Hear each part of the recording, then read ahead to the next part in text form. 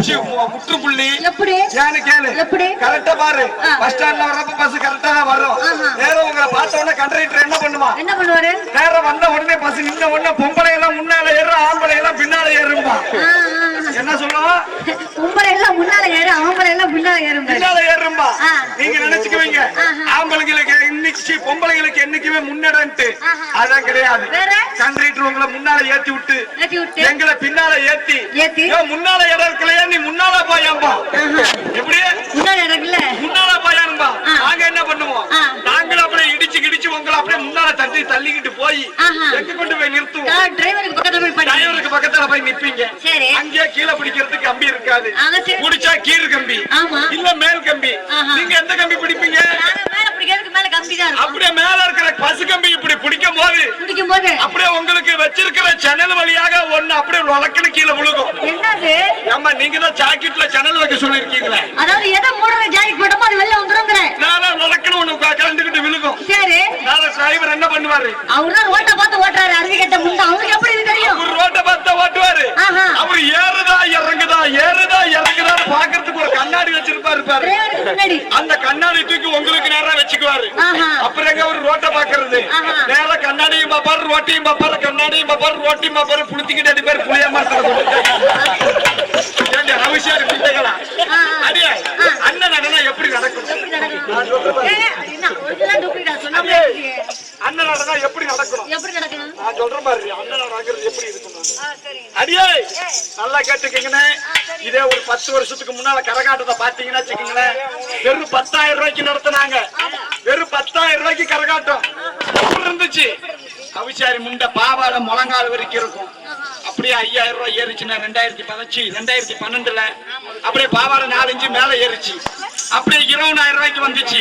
அப்படியே 3 இன்ச்சுக்கு மேல ஏறிச்சு. இப்ப கரகாட்டம் 30,000 ரூபாய்க்கு வந்து நிக்குது. பாவாடை 3 இன்ச்சுக்கு நிக்குதுன்னு ஒண்ணு பிரச்சனை இல்லை.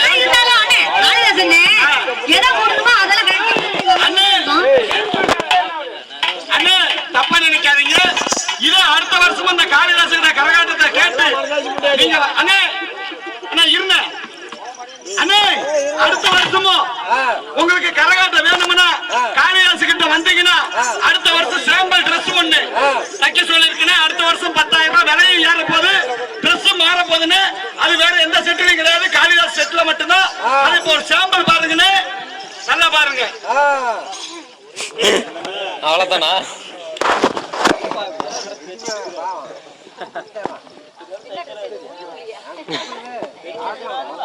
Swimming dress. நீங்களா ஸ்விம்மிங் பூல். அதே பூல். Swimming pool. அடுத்த வருஷம் 40,000 ரூபாய் கரகாட்ட செட்டுக்கு எப்படி இருக்க போகுது?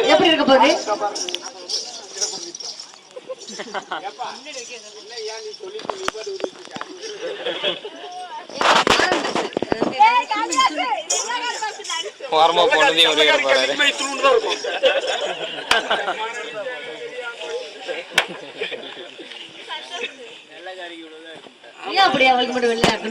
நம்ம ஆண்கள் அதிக ஹோட்டல் கடை வேலைக்கு போய் பாத்துருக்கிறியா? எல்லாம் பொரோட்டா மாவு பேரேசுற வேலை தான்.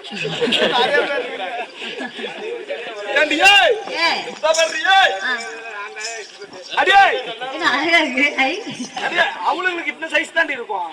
நீங்க தான் உங்க அம்மால 3 கிலோ 4 கிலோ.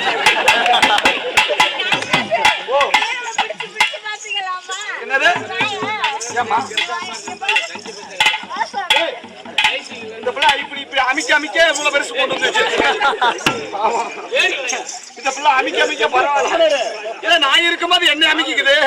இதை பாத்ரூம்ல குளிக்கும் போது செவுத்துல வச்சு அமைக்கிங்க.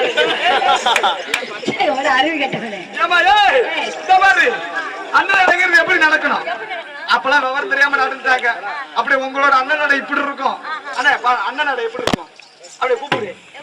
அண்ணன் நடந்து அவசரமா அலை அலை அலை அலை அலை அலை அலை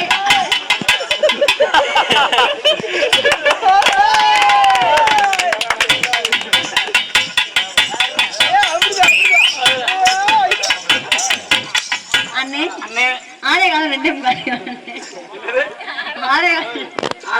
2 காலம் 9 அது மாதிரி இருந்துச்சு. அடி அவிசாரி முண்டை. அடுத்த வருஷம் காளிதாசு கரகாட்ட செட்டுல இந்த மாதிரி தான் செட்டு நடந்துகிட்டு இருக்கோம். உனக்கு தெரியாது இவ்வளவு தூரம் பேசுறீங்கள, உங்க எல்லாம் பொண்ணு பார்க்க வந்தாங்கன்னு வச்சுக்க, நீங்க மாப்பிள்ளை வீட்டுக்கு என்ன கொடுப்பீங்க? போட்டோ கொடுப்போம். போட்டோ கொடுப்பீங்க. ஆமா, போட்டோ கொடுக்கிறது தெரியும். அந்த போட்டோக்கு போஸ் எப்படி கொடுப்பீங்க? போஸ் வந்து வணக்கம். வேற மாதிரி வணக்கம். வேற மாதிரி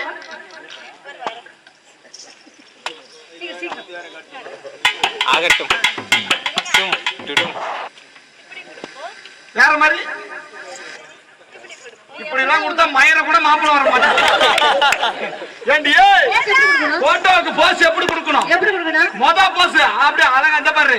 இப்பெல்லாம் 16 வயசு பிள்ளைங்க போட்டோல நெட்ல எப்படி வந்துகிட்டு இருக்கு தெரியுமா? போட்டோ மொத போட்டோ எப்படி கொடுக்குறீங்க? முத போட்டோ போஸ். மொத போட்டோ பார்த்தா உடனே மாமியார் மாமனார் அசரணும். எப்படி மொத போட்டோ போஸ்? அடுத்து மொத போட்டோ போஸ் எப்படி கொடுக்கணும்? எப்படி கொடுக்கணும்? மொத போட்டோ போஸ் பாரு.